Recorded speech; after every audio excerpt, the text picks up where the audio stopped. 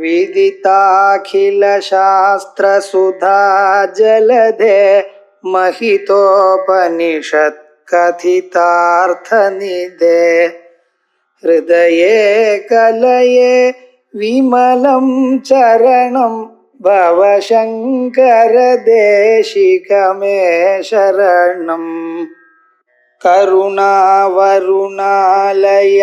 पालय मां भवसागरदुःखविदूनहृदं रचयाखिलदर्शनतत्त्वविदं भवशङ्करदेशिकमे शरणम् वस्त्रोद्धूतविधौ सहस्रकरता पुष्पार्चने विष्णुता गन्धे गन्धवहात्मतन्नपतने बर्हिर्मुखाध्यक्षता पात्रे कञ्चनगर्भदस्तिमयिते बालेन्दुचूडामणे शुश्रूषां करवाणि ते पशुपते स्वामिन् त्रिलोकी गुरो नालम्बा परमोपकारकमिदम् एकं पशूनां पदे पश्यन् कुक्षिगतान्तराचरगणान् भाग्यस्थितान् रक्षितुं सर्वामध्यबलायन औषधमतिज्वालाकरं भीकरं निक्षिप्तं करलं गणे न गिलितं नोद्गीर्णमेव त्वया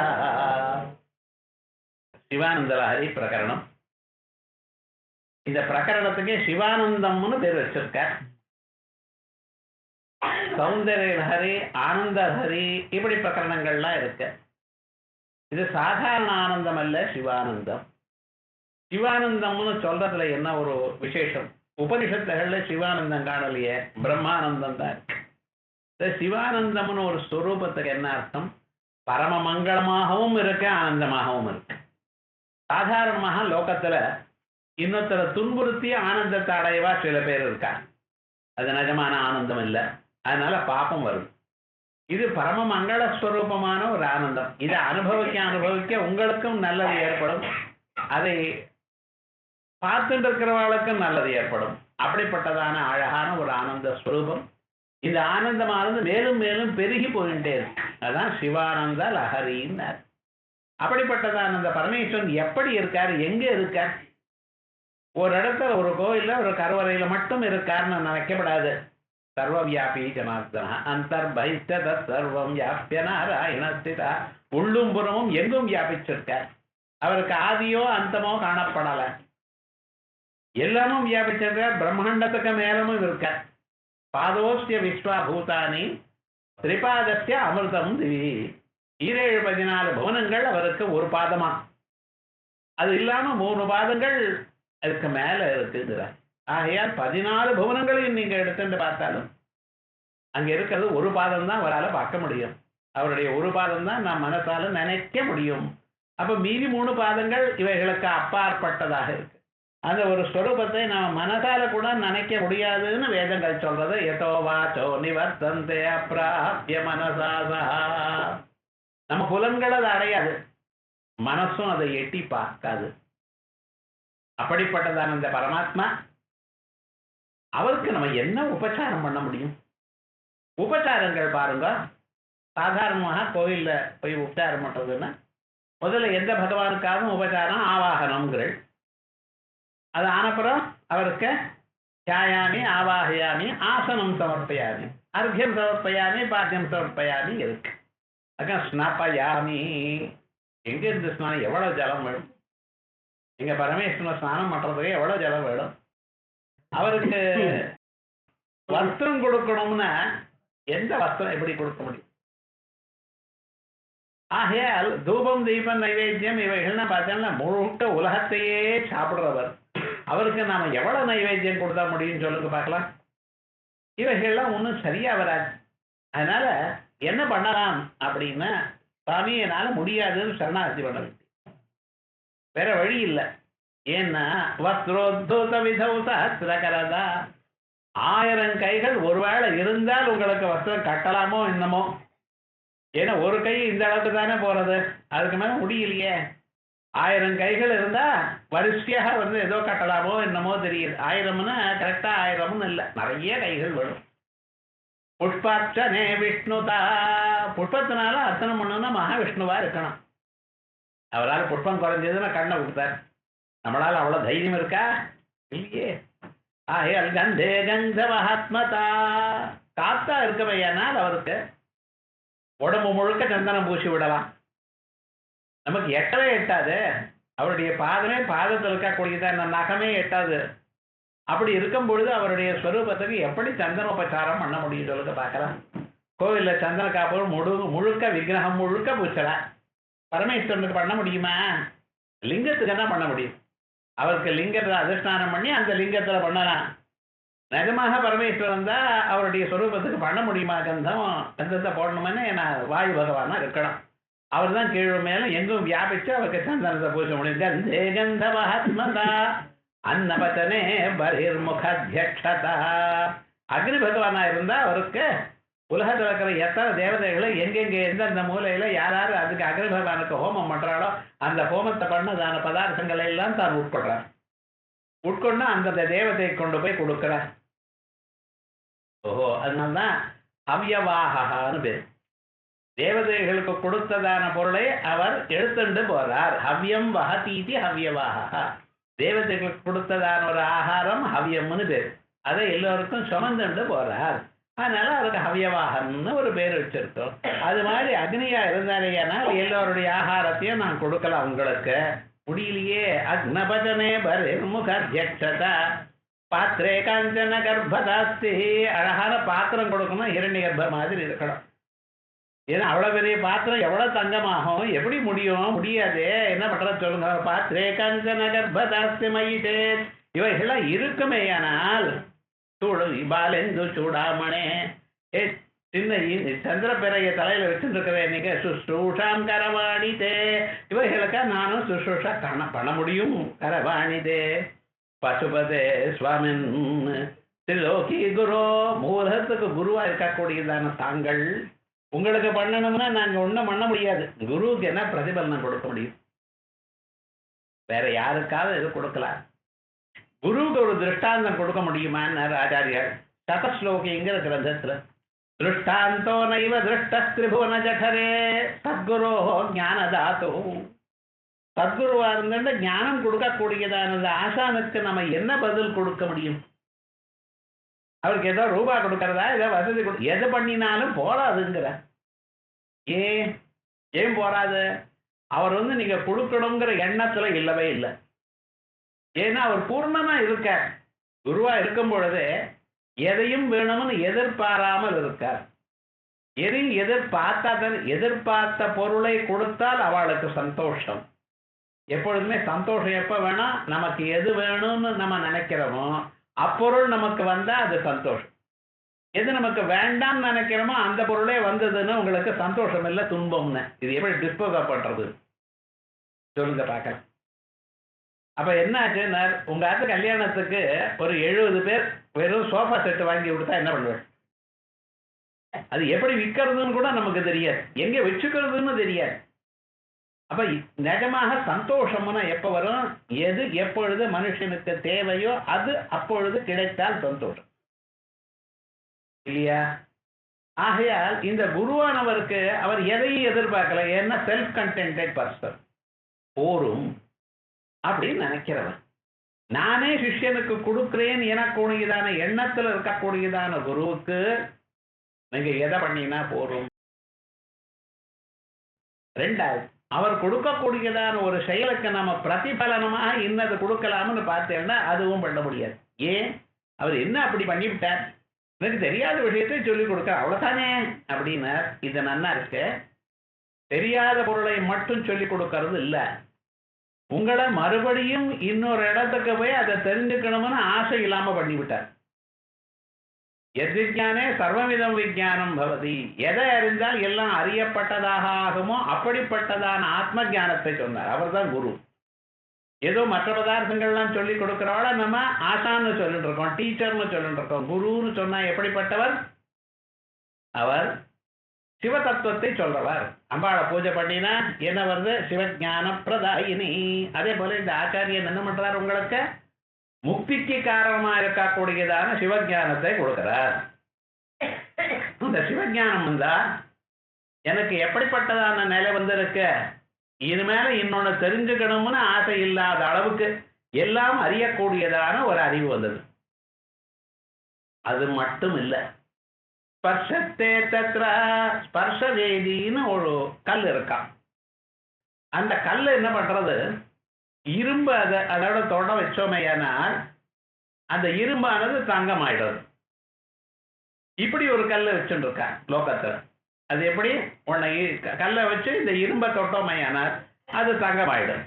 அதே போல சார் குரு இரும்பாக இருக்கக்கூடியதான மனதை நன்றாக எளிமையாக ஆக்கிய அவருடைய உபதேசத்தினால் அதை அழகாக தங்கமாக மின்னும்படி பண்றார் அப்படின்னு நம்ம சொல்லுமையானால் அதுவும் போராது.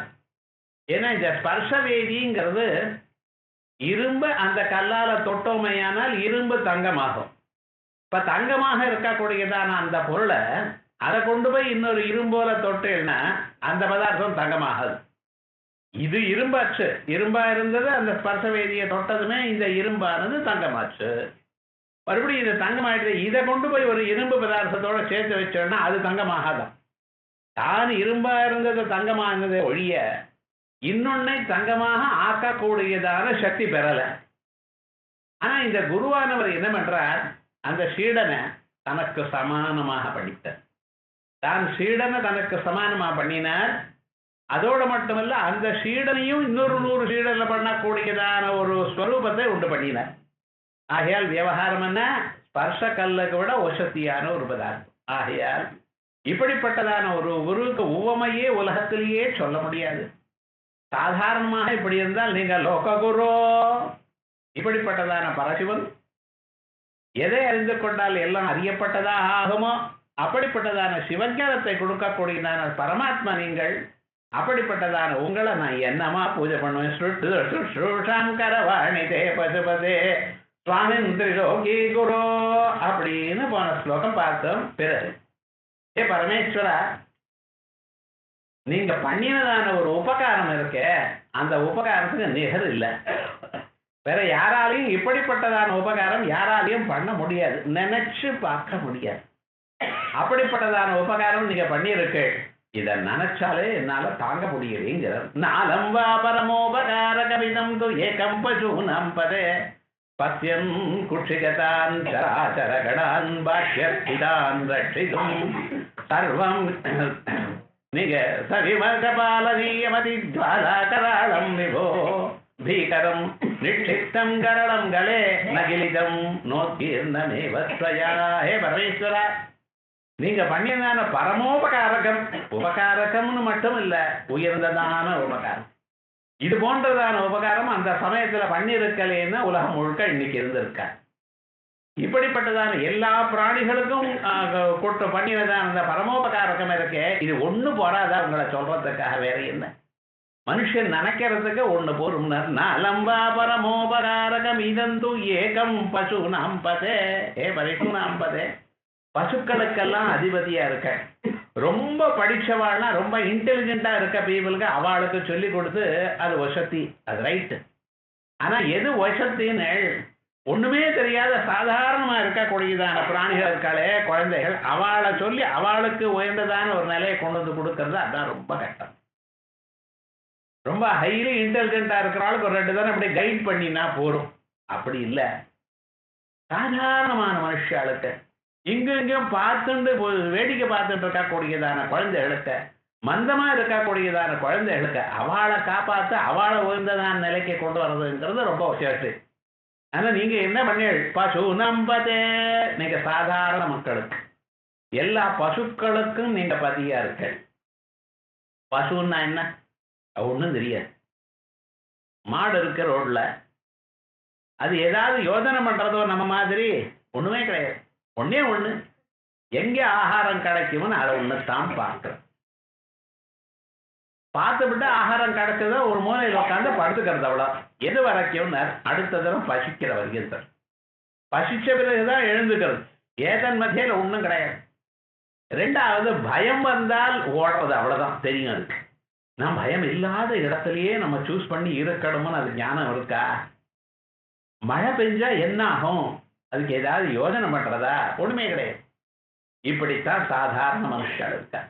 ப்ராப்ளம் வந்தா நம்ம பார்த்துப்போங்கிறாளே தவிர அதுக்கு முன்னாலேயே பார்த்துக்கிறதுங்கிறது ரொம்ப குறைச்சலான மனுஷன். நீங்க இந்த டவுன்ல இருக்கிறதுனாலே உங்களுக்கு என்ன ரிட்டையர் ஆனப்பறம் நம்ம எப்படி வாழ்வோம், அதுக்காக பென்ஷன் ஏதாவது இருக்கா, ஏதாவது சேர்த்து வைக்கணுமே, saving for the rainy day, இதெல்லாம் நீங்க வச்சுட்டு இருக்கிற கிராமாந்தர இருக்கிற மனுஷன் கொஞ்சம் யோஜனை பண்ணிடும். நம்ம இங்க இருக்கிறதுனால நமக்கு தெரியல. என்னாச்சுன்னா மரம் வச்சவன் ஜலம் விட மாட்டானாங்கிற கான்செப்ட்ல தான் போயிட்டு இருக்க விவகாரம் முழுக்க. மனுஷால் எல்லாம் இப்படித்தான் இருக்கா. ஒரு பயம் வந்தா அதுக்கு என்ன பண்றது இல்லையே, யோஜனை பண்றது இல்லையே. சாதாரணமான மனுஷால் பசுக்கள் மாதிரி தான் வாழ்ந்துட்டு இருக்கா. என்னப்பா நம்ம இப்படி இருந்துட்டு இருக்கோமே, மரணானந்தரம் நமக்கு என்ன ஆகும், உயர்ந்ததான கதி கிடைக்குமா, அடுத்ததாக நல்ல ஜன்மா கிடைக்குமா, இப்படி எல்லாம் யோஜனை பண்றதுங்கிறது ரொம்ப குறைச்சலான வியக்தி. ஏதோ போயிட்டு இருக்க வாழ்க்கைன்னு தான் இருந்துட்டு இருக்கா. அதனால நம்ம எல்லாம் எப்படி பசு துள்ளி ஆளுங்கிற. அதனால நம்மள நினைச்சுக்க கூடாது. சாதாரணமான மக்கள், வெளியில இருக்கக்கூடியதான மக்கள், அவ எப்படி வாழறா, பசிச்சா சாப்பிடுறது, பயம் வந்தா பயம் போக்கிக் கொள்றதுக்கு வழி என்ன பார்க்கறது, தூக்கம் வந்தா தூங்கிறது, இதுதான் பசு வாழ்க்கை. சாதாரணமா நம்மளே பாருங்க, உத்தியோகத்துக்கு போறோம், ஆத்துக்கு வரான், டிவி பார்க்கறான், சாப்பிடுறான், தூங்குறான், வேற என்ன பண்றான். காலம் எழுந்து ஏதோ சம்பிரதாயமான குடும்பமா இருந்தா குத்துவிளக்கு ஏற்றி மானி ஏற்றி வச்சா அங்க போய் ஒரு நமஸ்காரம் பண்ணிட்டு வரான். இது காயத்ரி மந்திரம் பண்ணணும், 3 வேளை சந்தியாவந்தனம் பண்ணணும், இது இருக்கா கேட்டா பொழுது இல்லைங்கிறான். பேப்பர் பார்க்கறதுக்கு டைம் இருக்கு, மணிக்கணக்கா கிரிக்கெட் காமெண்ட்ரி பத்தி பேசுறதுக்கு கமெண்ட்ரி டைம் இருக்கு, மற்ற எல்லா செயல்களும் பண்றதுக்கு சமயம் இருக்கு, இதுக்கு மட்டும் சமயம் இல்லை, தன்னைத்தானே ஏமாத்திக்கிறான். இப்படிப்பட்டதான பசு வாழ்க்கையாக வாழ்ந்துட்டு இருக்கக்கூடியதான மனுஷால கட்டி காப்பாற்றவர் தாங்கள். பசு நம்பதே இதம் து ஏகம் பசு நம்பதே. என்ன பண்ணினீரையா, நீங்க என்ன பண்ணினேன், என்ன இப்படி போட்டுறேன். பத்யன் குட்சிகதான் சராச்சரகணான் பாக்கியஸ்திகான் ரட்சிதும். அவர் சந்தர்ப்பத்துல உலகத்துக்கெல்லாம் துன்பம் வந்துடும், ஒரு ஆபத்து நேரிட்டது. அந்த ஆபத்தை அப்படியே விட முடியல, விட்டா என்ன ஆகும், எல்லாமே அழிஞ்சு போயிடும். அழிஞ்சு போயிடுச்சுன்னா அவளை புதுசா சிருஷ்டி பண்ண வேண்டியதை தவிர அவளை மறுபடியும் கொண்டு வந்து இந்த நிலைக்கு வர்றதுன்றது ரொம்ப சிரமம். அப்படி இருக்கும் பொழுது பரமேஸ்வரன் என்ன பண்ணினார், ஒரு தரம் பார்த்தாராம், அடாடா ஜனங்களை காப்பாற்றணும், எங்க இருக்கா, வெளியிலேயே எனக்கு வெளியில உலகத்துல 774 புவனங்கள் இருக்கு.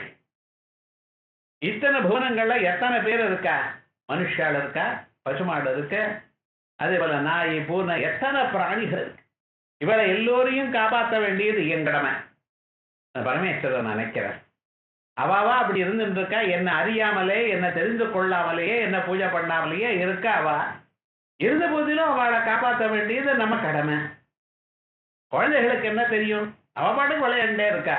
அந்த சமயத்துக்கு கூப்பிட்டு அம்மா சாதம் வைக்கிறேன், நல்ல ட்ரெஸ் போட்டு அனுப்பிச்சா வெளியில போய் மண்ணில் விழுந்துன்னு அங்கே எல்லாம் ட்ரெஸ் எல்லாம் நாசம் பண்ணிட்டு கையெல்லாம் ஒரே விவகாரம் பண்ணிட்டு அப்படியே இருக்க குழந்தை, அதை கூட்டின்னு வந்து அதுக்கு ஸ்நானம் பண்ண வச்சு வேற ட்ரெஸ்ஸை மாற்றி வச்சு உடம்பெல்லாம் பவுடர் போட்டு அந்த குழந்தைய உட்கார வச்சு ஃபேன் கீழே உட்கார வச்சு அதுக்கு சாதத்தை கலந்து ஊட்டி விடுறாளோ இல்லையா, அப்பவும் அது கலாட்டா பண்றது, ஓடணும்னு பார்க்கறது. ஏன் விளையாட்டுலாம் அவ்வளவு இஷ்டம்.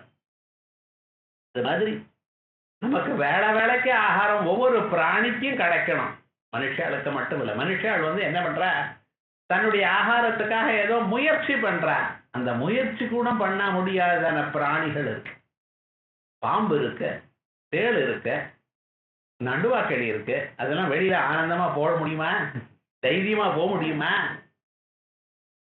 காட்டுல புலி சிம்மம் எல்லாம் இருக்க, அங்கே இருக்கும் பொழுதே அங்கே பூனையும் மற்ற பிராணிகளும் இருக்கு காட்டுல. எந்த சமயத்துல பிராணி சிம்மம் கொண்டு விடுமோ, புலி கொல்லுமோ அதுக்கு தெரியாது. இருந்த போதும் பதுங்கி பதுங்கித்தானே இருக்க. ஆனா அங்க இருக்கக்கூடியதான பிராணிகளையும் காப்பாத்துறாரா இல்லையா பகவான்? அதுக்கு என்னென்ன விவகாரம் வேணுமோ, எப்ப வேணுமோ அதுக்கு வேண்டிய ஆகாரங்கள்லாம் அதுக்கு கொடுத்துட்டு தான் இருக்கார் பகவான். ஆகையால் உலகத்தில் இருக்கக்கூடியதான 84 லட்சம் ஜீவராசிகள்ல ஒவ்வொரு ஜீவராசிகளும் எத்தனை பிராணிகள் இருக்காளோ அத்தனை பிராணியும் நான் காப்பாற்றணும். இது இங்க மட்டும் இல்ல சுவாமி, இதே போல இன்னொரு செட்டு என் வயத்துக்குள்ள இருக்கு. எப்படி வெளியில இருக்கக்கூடியதான பிராணிகள் மட்டும் இல்ல, இந்தியாவிலே இத்தனை கோடின்னு சொல்றேன், அது மாதிரி தான் உலகம் முழுக்க இருக்கிற எல்லா பிராணிகளையும் எந்தெந்த காட்டுல எந்தெந்த குகைக்குள்ள இருக்கோ அத்தனை பிராணிகளையும் நான் காப்பாத்திட்டு இருக்கேன். அது போராதுங்கிறத என் வயத்துல வேற இன்னொரு சொல்லிட்டு இருக்கு. பத்தியன் குட்சிகதான் சராச்சரகணான்னு. பத்தியன் குட்சிகதான் வயத்துக்குள்ள இருக்கக்கூடியதான பிராணிகள். அந்த பிராணிகள் என்ன சராச்சரகணான்னு. சிலது அசையக்கூடிய பிராணிகள், சிலது அசையாத பிராணிகள். மனுஷால் இருக்கா, மாடு இருக்கா, நாயே பூனை இவைகள்லாம் இருக்கு, பட்சிகள்லாம் இருக்கு. ஒரு சின்ன சத்தம் பண்ணினா அந்த பட்சி ஓடி போயிடுறது. கல் எடுத்து வீசினால்னா ஓடி போயிடுறது. ஆனா மரம் இருக்கு, என்ன பண்ணு சார்? அதுக்கும் பிராணம் உண்டுன்னு. கொடிக்கும் பிராணம் உண்டு. கத்தி எடுத்துன்னு போய் மரத்தை 2 கிளைய வெட்டி விடுறாங்க. கையை வெட்டினா எப்படி இருக்கும் கொஞ்சம் யோசனை பண்ணி பாருங்க. இவனுக்கு பார்க்கறதுக்கு மரம் அழகா இருக்கணுமா, யானை மாதிரியும் சிம்மம் மாதிரியும் அந்த மரத்தை அப்படியே கத்திரி போட்டு வைக்கலாம். அதுக்கு என்ன வலிக்கும் யோசனை படி பாருங்க. விரல் எல்லாம் நம்மளை வெட்டி விட்டா எப்படி இருக்கா யோசனை பண்றதில்ல. இவனுக்கு பார்க்கறதுக்கு அழகா இருக்கணும், அவ்வளவுதான். ஆனா அந்த பிராணிகள் எல்லாத்துக்கும் பிராணம் உண்டுன்னு. அது அச்சரம்னு பேர். அசைய முடியாததான பிராணிகள். தென்னை மரமோ மாமரமோ அந்த மரத்துக்கு கீழே நெருப்பு வச்சு சமைச்சுக்கிறான். எவ்வளவு உஷ்ணம் இருக்கும். அந்த மரத்துல கயிறை கட்டிட்டு ஊஞ்சல் விளையாடுற கிராமத்துல உங்க கையை நேரா வைக்க வச்சு அது கீழே ஊஞ்சல் கட்டினா எப்படி இருக்கும் யோசனை படிப்பார். அவைகளுக்கும் பிராணம் உண்டு, அவைகளுக்கும் வலி உண்டு. ஏன்னா அதுக்கு பிராணம் உண்டுன்னு சொல்றதே அது வளர்றதே. ஆனா என்ன, எப்படிப்பட்டதான ஒரு கஷ்டம் வந்தாலும் துன்பம் வந்தாலும் தன் இடத்தை விட்டு போக முடியாது. அப்படி ஒரு நிலை இது. அந்த ரம்பத்தை வச்சு அப்படியே அறுக்கிற சார் மரத்தை. அப்படியே தான் இருக்க, கதற முடியல. பிராணம் மட்டும் இருக்க. அப்படி இருக்கக்கூடியதான அவைகளையும் நான் காப்பாற்றணும். ஆகையால் சராச்சரகடான் பாக்கியஸ்திதான் ரட்சிதம். உள்ள இருக்கக்கூடியதான பிராணிகளை மட்டும் இல்லை, எனக்கு வெளியில இருக்கக்கூடியதான பிராணிகள் இத்தனை வெளியிலையும் உள்ளும் புறமும் எங்கும் இருக்கக்கூடியதான எல்லா விதமான பிராணிகளையும் நான் காப்பாற்றணும். ஏன்னா அந்த விஷமானது உண்டா இருக்க ஹாலாஹலம்னு விஷம். அந்த ஹாலாஹலம் எனக்கூடியதான விஷம் பார்க்கடலை கடையும் பொழுது ஏற்பட்டது. தேவதைகளும் அரக்கர்களும் சேர்ந்து ஒரு பிளான் பண்ணினான். தேவதைகள் தான் ஆரம்பிச்சது இதை. அரக்கர்களுக்கு சுக்கராச்சாரியர் இருக்கார். அவர் ஒரு பெரிய மிருத சஞ்சீவினின்னு ஒரு மந்திரத்தை கண்டுபிடிச்சு விட்டார். அந்த மந்திரத்தினுடைய விசேஷம் என்னன்னா, யாராவது பிராணனை விட்டாரையானால் அந்த மந்திரத்தை சொல்லி அந்த ஜலத்தை தெளிச்சாரையானால் அவ மறுபடியும் உயிரோட வந்துடுவான். அந்த உயிரோட வர்றது மட்டும் இல்லை, அவன் வயசான 65-70 வயசா இருந்தாலும் மறுபடியும் 35 வயசுல என்ன சக்தி இருக்கோ அந்த சக்தி வந்துடும். ஸோ ரொம்ப பேரும் பெட்டர் டு டைன்னு ஆரம்பிச்சிருக்கான். மறுபடியும் எவனவும் மறுபடியும் உடம்புல ஒரு சக்தியும் வரதோ இல்லையோ. இப்படி ஒரு ஏன்னா மிருத ஜீவனி இல்லை, மிருத சஞ்சீவனி. நன்றாக ஒரு ஜீவனத்தை கொடுக்கக்கூடியதாக ஒரு மந்திரம். பல வருஷங்கள் தபசு பண்ணி அதை தயார் பண்ணினார்.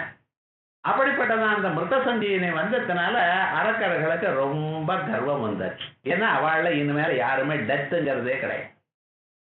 மிலிட்டரியை ரைஸ் பண்ணணும்னு ஒரு விவகாரமே ஒன்றும் கிடையாது, இருக்கிறதே போரும். ஏன், நமக்கு தான் மரணம் வந்தா மறுபடியும் வந்துடுமே, யுத்தத்துக்கு எல்லோருமே ரெடி. அப்படி இருந்துட்டா. தேவதைகளுக்கு என்னாச்சுன்னா இவாளுக்கு அது போல இல்லை. பிராணம் போனத்தான். என்ன சுவாமி இப்படி இருக்கே. அதோட மட்டுமல்ல அவன் அடியும் வாங்கணும் இல்ல, ரொம்ப ரொம்ப குறைச்சல். அது விவகாரம் என்னாச்ச, குறைச்சல் ஜனங்களுக்கு ரொம்ப 33 கோடிகள் தான் இவாள். அவளோ 66 கோடி. என்ன சார் இது சரி பண்ணலையே, நம்ம மரணம் வந்தா பயம் வந்துருமே அப்படிங்கிற அபிப்பிராயத்துல இவ என்ன பண்ணினா மகாவிஷ்ணுவை போய் கேட்ட. மகாவிஷ்ணு சொன்னார், இதுக்கு ஒரு வழி இருக்கு. அமிர்தத்தை கடையணும். பார்க்கடலை கடையுங்கோ, கடைஞ்சா அமிர்தம் பிறக்கும். அந்த அமிர்தத்தை நீங்க பருகினிலையானால் உங்களுக்கு மரணம் கிடையாது. அது முன்னால் மரணம் இருந்தது வாளுக்கு. அதுக்காகவே அமிர்த மத்தனம் பண்ண ஆரம்பிச்சான். அமிர்தத்துக்காக மத்தனம், அமிர்த மத்தனம். பார்க்கடலை கடைஞ்சா, அமிர்தத்தை கடையல. சில பேர் அமிர்தம் அமிர்தத்தை கடைஞ்சான்னா கிடையாது. அமிர்தத்துக்காக பார்க்கடலை கடைஞ்சா. கடையிறதுக்காக என்ன பண்றது அப்படின்னு கேட்டார். உங்களால மட்டும் போராது, ரொம்ப பெரிய காரியம் இது. அரக்கர்களையும் நீங்க சேர்த்துங்கோ அப்படின்னு. அவ வருவாளா? இது போல அமிர்தம் வரும், நம்ம சாப்பிடலாம் அப்படின்னு அவ வருவாளான்னு மகாவிஷ்ணு பார்த்தார். கவலைப்படாதுங்க, எனக்கு கூப்பிடுங்க வருவான்னு.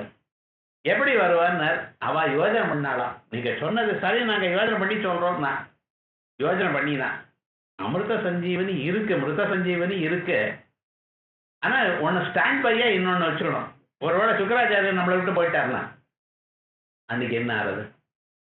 இல்ல வேற ஏதாவது ஒரு விவகாரம் தபஸ் பண்ணணும்னு போயிட்டார், அப்ப தேவதைகள் யுத்தத்துக்கு வந்தா யாரு காலமானாதான் அவளுக்கு மேல ஜலம் தெளிச்சா தானே வரும்.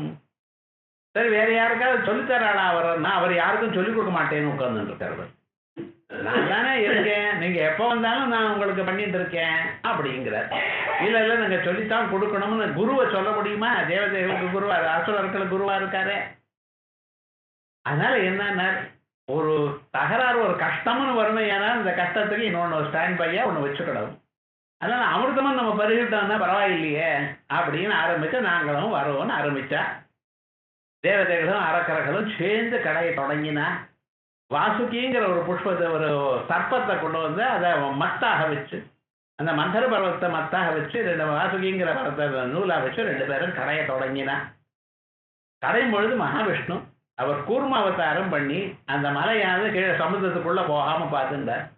வேகமா கடைஞ்சு அது மேல போயிட்டா இருந்தது. அப்ப என்ன பண்ணினார், தானே இன்னொரு அவதாரம் எடுத்துட்டு அந்த மத்தை கரெக்டா பிடிச்சுட்டார். தேவதைகளுடைய பக்கம் தானே இருந்து இழுத்தார். ஒரே சமயத்துல 3 அவதாரம் பண்ணியிருந்தான ஸ்வரூபம். இப்படி அமிர்தம் வேகமாக கடைய கடைய பார்க்கடல்ல என்ன வேணுமோ அது வரல சுவாமி. முதல்ல என்னென்னமோ உச்சைஸ்ரவசுன்னு ஒண்ணு வந்தது, ஒரு குதிரை, வெள்ளவெள்ளேன்னு ஒரு குதிரை. ஐராவத்தம்னு ஒரு பெரிய யானை வந்தது. சிந்தாமணின்னு ஒரு பதார்த்தம் வந்தது. மகாலட்சுமி தாயார் உண்டானாள். சந்திரன் பிறந்தார். இவையெல்லாம் அமிர்தத்தை கடையும் பொழுது வந்தது. இவெல்லாம் வர வரைக்கும் இந்திரன் என்ன பண்ணினா கொண்டு வந்து சேஃப்டி லாக்கர்ல வை அப்படின்னு கொண்டு வந்து சொர்க்கலோகத்துல வையினார். இவர் ஒண்ணுமே சொல்லல. ஏண்டானார், வச்சுக்கட்டுமே, ஏண்டானார், அமிர்தம் வரப்போறது, இவளை உதச்சு நம்ம வாங்கிட்டு சாப்பிட்டுருவோம், அப்புறம் நம்ம இவளை அடிச்சு விட்டு இதை வாங்கிறது எவ்வளோ, அது வரைக்கும் பத்திரமாவது வச்சுக்கிட்டோம், அந்த பொறுப்பாவது அவள்கிட்ட இருக்கட்டும் அப்படின்னு நினைச்சு விட்டு அவ அங்கே வச்சு விட்டா. சரிட்டா. இவ இது பிறகு என்ன ஆக போறதுங்கிறத எதிர்பார்க்கவே இல்லை. இருந்தா போல இருந்து ஒரு கருப்பாக ஒரு புகையாக வந்தது. அது புகையா வந்தது. வரும்பொழுது என்ன பண்ணிட்டுன்னு எல்லாவற்றையும் எரிச்சுண்டே வருது. அது வேகமா வருது. வரும்பொழுது எல்லா பதார்த்தங்களையும் எரிச்சுண்டே வருது. இது என்னதுன்னு கேட்டால் இதுதான் ஹாலாஹலம்ங்கிற ஒரு விஷம். சமுத்திரத்துக்குள்ள ரொம்ப உள்ள இருக்கக்கூடிய இந்த ஹாலாஹல விஷம் கிளம்பி, அது எப்ப கிளம்பும், பிரளய காலத்துல தான் கிளம்பும். 100 வருஷ காலம் சூரியனானவன் உதித்த பிறகு, நடுவுல மத்தியானமா இருக்கிற பிறகு சம்பர்த்தாக்னின்னு ஒரு நெருப்பு, அது ரொம்ப கீழே இருக்க. அது என்ன ஆகும், அது வர ஆரம்பிச்சு அதனுடைய ஜுவாலைகள் பிரம்மலோகம் வரைக்கும் போகுமா. எல்லா லோகங்களும் எரிஞ்சு போறதுங்கிற பிரளய காலத்துல. அப்படிப்பட்டதான ஒரு பதார்த்தம் ஒன்று சேர்ந்து அப்படியே ரெஸ்டா இருக்கக்கூடியதான பதார்த்தம் ஒரே சமயத்துல கிளம்பிடுத்து சார். ஹாலாஹலம்ங்கிற ஒரு விஷயம். இது என்ன பண்றது? இந்த சந்தர்ப்பம் பார்த்த மற்ற தேவதைகள்லாம் பார்த்தா நடுங்கிட்டு ஓடி போயிட்டா. நம்ம என்னமோ ஆரம்பிச்சோம், கணர் வெட்ட பூதம் பெறப்பட்டதுன்னா இது போல வந்தாச்சு. இதை நம்ம எப்படித்தான் இதை தாங்க முடியும்? யாரு தாங்குவா? நம்ம பிராணம் போயிட்டுதுன்னு என்ன பண்றது? அதுக்கப்புறம் உறக்க வைக்கிறாரு, அது அப்புறம் இருக்கட்டும். முதல்ல பிராணம்பனா என்ன பண்றதுன்னு எல்லாருமே ஓட ஆரம்பிச்சு. அரக்கால் ஓடினா, தேவதைகள் ஓடினா, யாருமே இல்லை. அப்ப பரமேஸ்வரன் பார்த்தாராம், அடாடா, நல்ல காரியத்துக்காக நகி கல்யாண கஷ்ட துர்கத்தின் தாத கஷ்டி. நல்ல காரியம் ஆரம்பிச்சவளுக்கு கெடுதல் வரப்பட அப்படின்னு கஷ்டம் வந்ததேயானால் என்ன ஆகும்னார், உலகத்துல நம்பிக்கை போயிடும். நம்ம நல்ல காரியம் ஆரம்பிக்கிறோம், நடுவில் ஏதோ கஷ்டம் வந்தது, துன்பம் வந்தது, ஏன்னா இனிமேல நல்ல காரியம் யாரும் ஆரம்பிக்க மாட்டான். இப்ப நம்ம காப்பாற்றணும் ஜனங்களை. பழைய காலத்துல இருக்கக்கூடியதான அக்னி இங்க வந்தாச்சு, ஆகையால் அதை நான் காப்பாற்ற வேண்டியதான பொறுப்பு இருக்குன்னு ஆரம்பிச்சார். என்ன பண்ணினார்? அதை கையால எடுத்துட்டார்.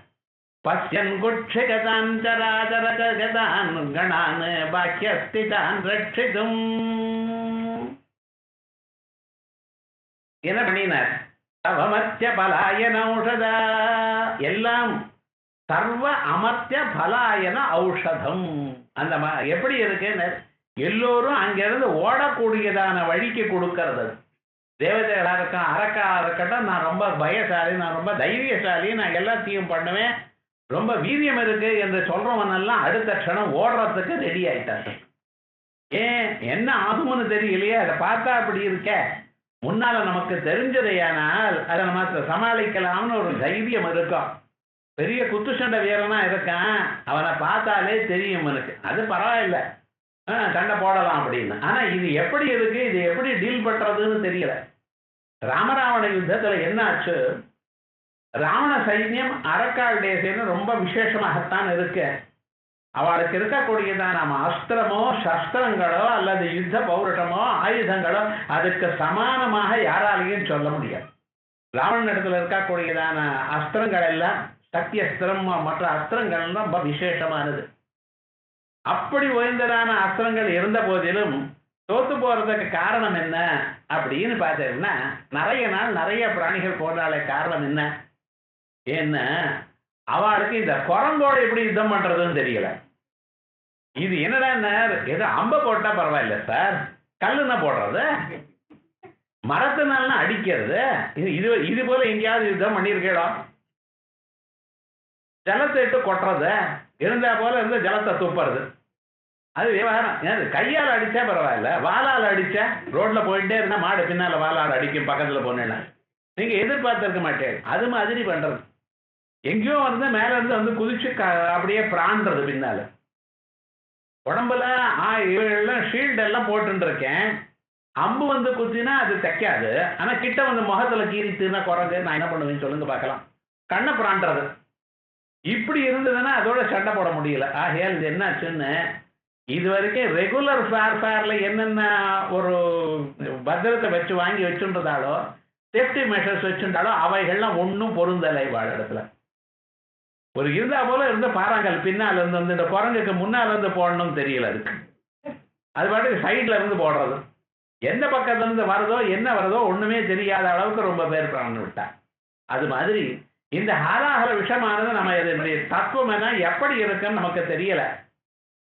அப்படி ஜனங்கள்லாம் பார்த்தா இங்க இருந்து ரிஸ்க் எடுத்துக்க முடியாது. பலாயன ஔஷதமிதம் சர்வாமர்த்திய பலாயன ஔஷதமிதம். சர்வ அமர்த்திய, மர்த்தியான்னு இல்ல, மனுஷியால் போடுறது வசதி இல்ல, தேவதைகளே ஓட ஆரம்பிச்சுட்டா. சர்வாமர்த்திய பலாயன ஔஷதம் அதிஜ்வாலாகரம் பீகரம். அதோட இல்ல, அது வரும்பொழுதே பயங்கரமா இருக்கு சார். சில பதார்த்தங்களை பார்த்தாலே பயம்.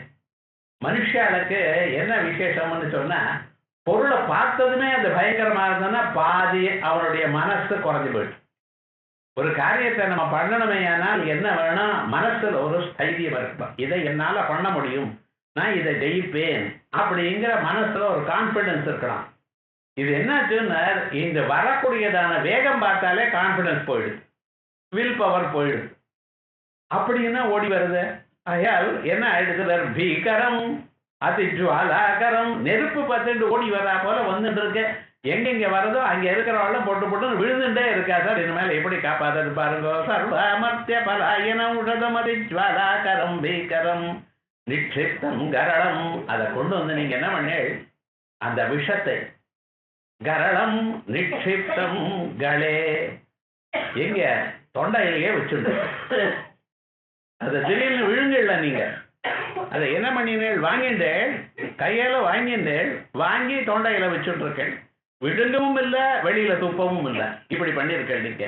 நிக்ஷிப்தம் கரளே கரளங்களே நகிலிதம் நகிலிதம், அப்படி விழுங்கவில்லை. இது பாருங்க, இந்த குழந்தைகள்லாம் என்ன பண்ணோம், பால் பாயசம் கொடுத்தா அது வாயிலே வச்சுட்டு இருக்கோம். ஏன்னா இந்த நாக்கு 2 அங்குலம் நாக்கு இருக்கு, அதுக்குள்ள போயிடுதுன்னு வச்சுங்களேன், அந்த சுவையே தெரியாது, வெளியில இருந்தாலும் தெரியாது. இந்த நாக்குக்கு மட்டும் ஒரு ஸ்பெஷல் குவாலிட்டி, அது வந்து அந்த நாக்கில் சம்பந்தப்பட்டிருந்தால் தான் அது நமக்கு சுவையை தெரியும். உள்ள போனாலும் தெரியாது, வெளியில வந்தாலும் தெரியாது. அதனால அந்த வாயிலேயே வச்சுட்டு இருக்கோம். அதே மாதிரி இவர் என்ன பண்ணார், அந்த தொண்டையிலேயே வச்சுட்டு இருக்கார் சார். கரளே கரளங்களே நகிலிதம் நொத்கீர்ணமே வத்வயா. அட உள்ள வந்து இருக்க சார், அப்படியே வெளியிலையாவது விட்டுடலாமான்னார், அதுவும் விட மாட்டேங்கிறார். உள்ளையும் விழுங்கல, வெளியிலையும் விடல. ஏண்டா வெளியில விட்டேனேயானால் உலகத்துல வெளி உலகத்தை அழித்து விடும். நான் உள்ள விழுங்கினேன்னா வயசுக்குள்ள 7-14 புவனங்கள் இருக்கு எனக்கு. அந்த உள்ள இருக்கக்கூடியதான பிராணிகளை கொண்டுவிடும். எந்த பிராணிக்கு இது வரப்படாதுங்கிறதுக்காக கழுத்திலேயே வச்சுட்டு இருக்காராம். அதனாலதான் அவர் நீலகண்டன் ஆயிட்டார். அது என்னாச்சு, அந்த கழுத்தை மட்டும் கருப்பாயிட்டு. அதுக்கப்புறம் அம்பாள் வந்தாளாம், வந்து அந்த விஷத்தை தொட்டாளாம். விஷத்தை தொட்டதுமே என்னாச்சுனர், அந்த விஷத்துக்கு பவர் போயிடுதான். அந்த அம்பாளுக்கு அமிர்த வருஷினின்னு. அந்த அம்பாள் என்ன பண்ணினா, அதை தொட்டா அவ்வளவுதான். என்ன இவ்வளவு விவகாரமே, தொட்டா அப்படியே அது நேரா தொடலியாம். எந்த கழுத்துக்குள்ள வச்சுட்டு இருக்காரோ அந்த கழுத்தை தொட்டா அதனுடைய பவர் எல்லாம் போயிடுதுன்னு. அது என்னாச்சு, இப்ப அது பவர் போயிடுது. இனிமேல வெளியில வந்தாலும் உள்ள போனாலும் ஒண்ணும் பண்ணாது. ஆனா அங்கேயே வச்சுட்டு இருக்காராம். ஒருவேளை ஏதாவது மறுபடியும் வந்துருதுன்னா அப்படி. இந்த ஒரு சகாயம் கொஞ்சம் யோஜனை பண்ணி பாருங்க, அது யாரால பண்ண முடியும்? எல்லா தேவதரும் ஓடி போயிட்டாலே, பயந்து ஓடி போயிட்டாலே. அப்படிப்பட்டதான அந்த ஸ்வரூபத்தை நீங்க அன்னைக்கு நீங்க சகாயம் பண்ணலைன்னா இன்னைக்கு நான் உன்னை பார்த்திருப்பேன்னா உன்னை போற்ற முடியுமா? எனக்கு மோட்சத்துக்கு வழி நான் தேட முடியுமாங்கிற. நானம்ப பரமோபகாரகமிதம் து ஏகம் பசூனாம் பதே பத்யன் குட்சிகதான் சராச்சரகணான் பாக்கியஸ்திதான் ரட்சித்தும். இதை காப்பாற்றுவதற்காக சர்வ அமர்த்திய பலாயன ஔஷதம் அதிஜ்வாலாகரம் பீஷணம் ரட்சித்தும் நிட்சித்தம் கரளம் கலே நகிலிதம் நோக்கீர்ணமேவத்வயா.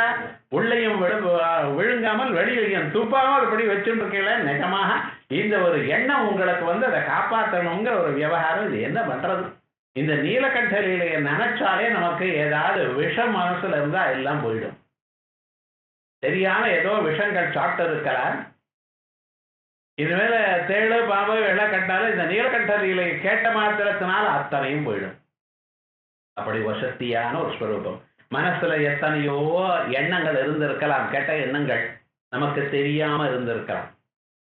தெரிஞ்சு பகவானை பூஜை பண்றவாளோ பகவான் நல்ல வழியில இருக்கிறவாளுக்கோ எண்ணமானது இன்னொருத்தரை கெடுக்கணும்னு இன்னொருத்தருக்கு அபகாரம் பண்ணணுங்கிற எண்ணம் சாதாரணமாக வராது.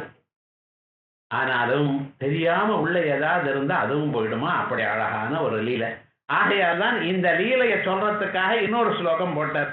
ஜ்வாலோக்ரஸ்த கலாமராதி பயதக்ஷ்வேலக்கதம் வாத்வயா திருஷ்டः கிஞ்ச கரே திருதः கரதலே கிம் பக்வஜம்பூபலம் ஜிஹ்வாயாம் நிஹிதஸ்த சித்த குட்டிகா வா கண்டதே பிருதக்கிஞ்சே நீலமணிர்விபூஷணமயம் சம்போ மகாத்மன்வதா. ஹே பரமேஸ்வரா, மகாத்மாங்கிற உயர்ந்ததான ஒரு எண்ணம் உள்ளவர். மனுஷாளுக்கு நான் சௌக்கியமா இருக்கணும்னு எண்ணம் இருக்கும். நம்ம குடும்பம் சௌக்கியமா இருக்கணும்னு எண்ணம் இருக்கும். இந்த குடும்பம் சௌக்கியமா இருக்கணும்னு எண்ணம் இருக்கிறவாளே வசதி.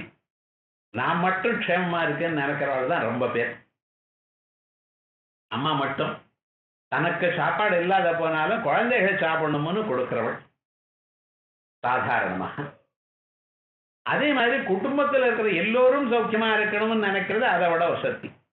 கிராமம் சௌக்கியமா இருக்கணும்னு சோசியல் சர்வீஸ் பண்ற பார்த்தா அவ அதை விட வசதி. நம்ம மட்டும் இல்லை, எல்லா பிராணிகளும் சௌக்கியமா இருக்கணும் அப்படி, ஜனங்கள் சௌக்கியமா இருக்கணும் அப்படி. ஜனங்கள் மட்டும் இல்ல, என்விரான்மெண்ட் எல்லாமும் சௌக்கியம் இருக்கணும். பசங்க மரங்கள் காடுகள் இவைகள்லாம் வெட்டாம பார்த்துக்கணும் அப்படின்னு நினைக்கிற பார்த்தா அதை விட வசதி. ஆனா எங்க பரமேஸ்வரன் மகாத்மன் உலகம் முழுக்க எல்லாம் சௌக்கியமா இருக்கணுமா. நமக்கு விரோதமா இருக்கக்கூடியதான நாடுகள்ல இருக்கக்கூடியதான மனுஷியால் சௌக்கியமா இருக்கணும். இப்படிப்பட்டதான எண்ணம் உண்டா? அதனாலதான் மகாத்மன் வதா. ஏ பரமேஸ்வரா சொல்லப்பா, என்ன எனக்கு ஒரு சந்தேகம் அப்பா. ஜுவாலோக்ரஸ்த கலாமராதி பயதா, மகாஜ்வாலையோட வந்துருக்கு, எரிச்சுண்டு வந்துருக்கு. சகல அமராதி பயதா, எல்லா தேவதைகளுக்கும் எல்லோருக்கும் அதிபயத்தை கொடுக்கக்கூடியதான ஸ்வேல கதம்பாத்பயா, அப்படிப்பட்டதான அந்த விஷத்தை என்னமா நீங்க பார்க்கவே முடியலையே. சில பொருளை நீங்க பார்க்க முடியாது. நான் பார்க்கிறேன் எதை பார்க்க வேண்டாம்னு சொன்னாலும் அதை பார்க்கிறோம். சூரிய கிரகணம் வரும் பொழுது பார்க்க வேண்டாம்னு ரொம்ப பேர் சொல்றான். சாஸ்திரம் சொல்றது அதை போய் பார்க்கணும். இங்க இருந்த போறாது செலவு பண்ணிட்டு பிளானட்டோரியத்துக்கு போய் பார்க்கணும். ஏண்டான்னா வேண்டாம்னு சொல்லியிருக்கேன், அதை பார்த்தா ஒரு சந்தோஷம். நான் பார்த்தேனேங்கிறான். எதற்காக பார்க்க வேண்டாம்னு சொன்னோம்? அந்த சூரியனை இன்னொரு கிரகமானது அதை அப்செக்ட் பண்றது.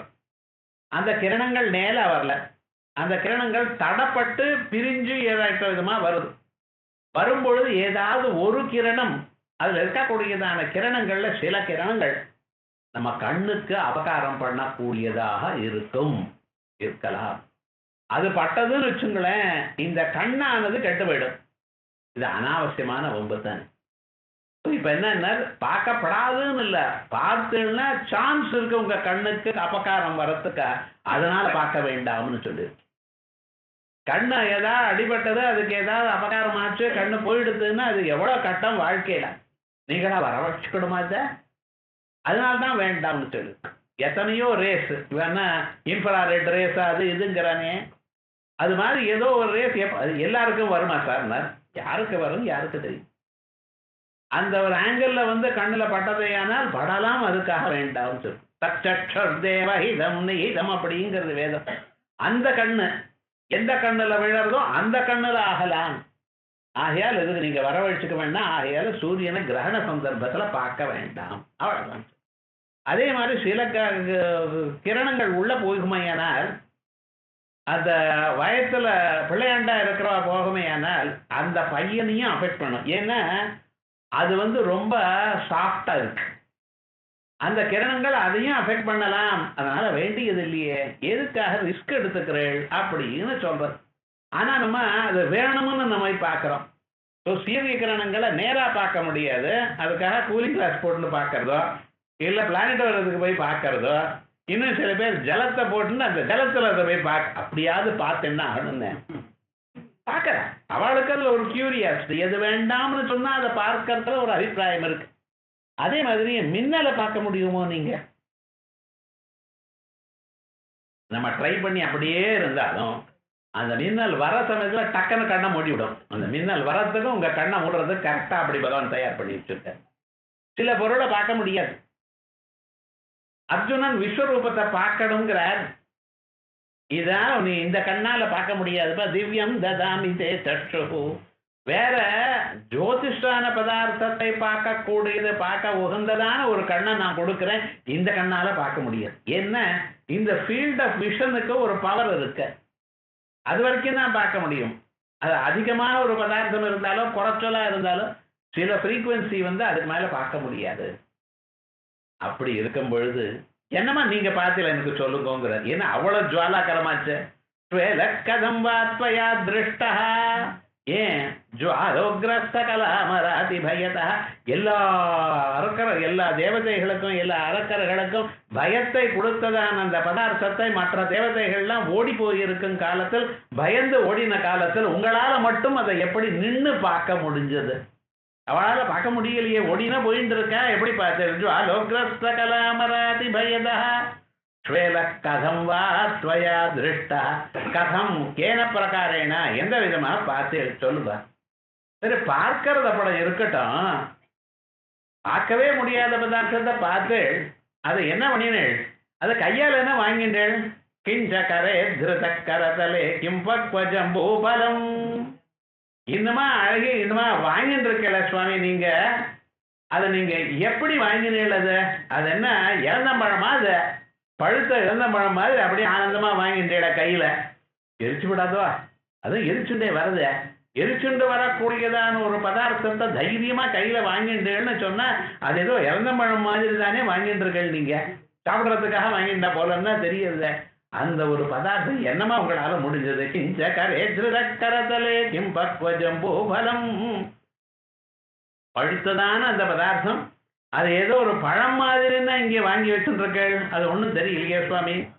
அதோட இல்லை, இப்படி இருந்தாலும் அதை நீங்க என்ன பண்ணேள்?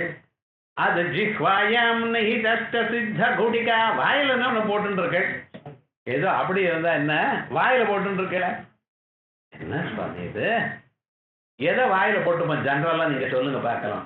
எது சுவையா இருக்கோ, எது நன்னா இருக்கோ, எது சரீரத்துக்கு நல்லதை பண்ணுமோ அதுன்னா நீங்க வாயில போட்டுக்கணும்.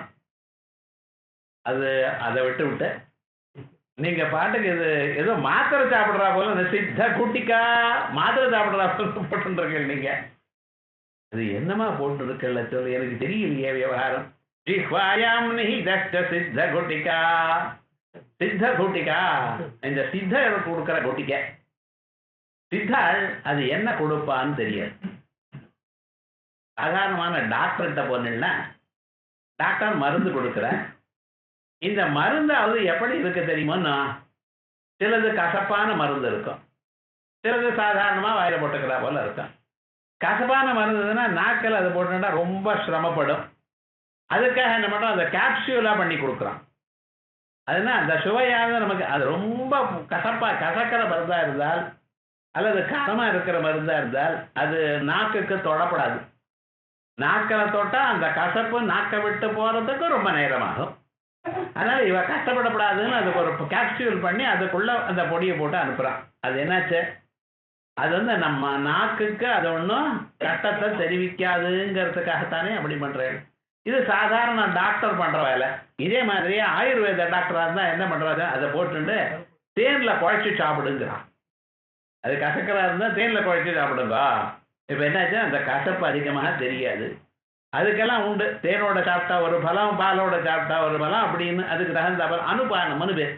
இருந்தாலும் ரொம்ப கசப்பாக இருந்ததுன்னா அதுக்கு அந்த கசப்பு தெரியாமல் இருக்கிறதுக்காக சிலதும் பண்ணலாம். ஆனால் இந்த சித்தாள்னு சில பேர் இருக்கா. அந்த சித்தாள் என்னன்னு அவளுக்கு எதை கொடுக்கணும்னு அதெல்லாம் ஒரு நிர்பந்தமே கிடையாது. கொஞ்சம் மண்ணு பூமியிலேருந்து எடுத்து கையில் அப்படியே சுவைச்சு அதை சாப்பிடுங்கிறான். நமக்கு ஒரு மாதிரி இருக்கு. முதல்லயே கிட்னியில் ஸ்டோனுங்கிறான், வயிற்றுல இவர் வேற கல்லை வேற கொடுக்குறார். என்ன சுவாமி இதுன்னு அதெல்லாம் ஒன்றும் அவளோட பேச முடியாது. ஒரு ஆடாதோட இலை இருக்க பார்த்தீங்களா, அதுக்கு பேரே ஆடும் தொடாது, அதனால தான் ஆடாதோட இலைன்னு பேர். அதை பிச்சு நல்லா கருத்து சாப்பிடுங்கிற. ஆனால் கவலைப்படாதீங்க, அதை சாப்பிட்டேன்னா குறைஞ்சி விடும். எந்த வியாதி மருந்துக்கு குறையலையோ, எந்த வியாதி எதுக்கும் சரியோ இடம் கொடுக்கலையோ, அது அந்த சித்தர் கையால் கொடுத்தா விடும். அதான் அவளுக்கு சித்தாள். அனிமா மகிமா செய்வ கரிமா லகிமா ததா பிராப்தி பிராகாமியமீசித்துவம் வசித்துவஞ்ச அஷ்ட சித்தைய எல்லாம் வசமாயிருத்தவருக்கு. பிராணிகளாகட்டும் மரங்களாகட்டும் எல்லாமே அவருக்கு வசமாயிருச்சு. ஆனால் அதை அட்வைஸ் பண்ணிக்க மாட்டார். சாதாரண மனுஷன் சின்னதாக இருந்தால் லெட்டர் போட்டுன்னு பெரிய போர்டு போட்டு வாங்கோ வாங்கோ நான் எல்லாத்தையும் குறைச்சி வைக்கிறேன் இவ்வளோ காசு அதெல்லாம் ஒன்றும் பண்ண மாட்டார். அவர் பாட்டுக்கு அவர் போயிட்டே இருக்கார். ஏன், அவருக்கு எனக்கு இது வேணுங்கிற எண்ணம் இல்லை, இவர் ஊரில் இருக்கிற எல்லோரையும் சரி பண்ணணுங்கிற எண்ணமும் இல்லை. அது பார்க்கணும்.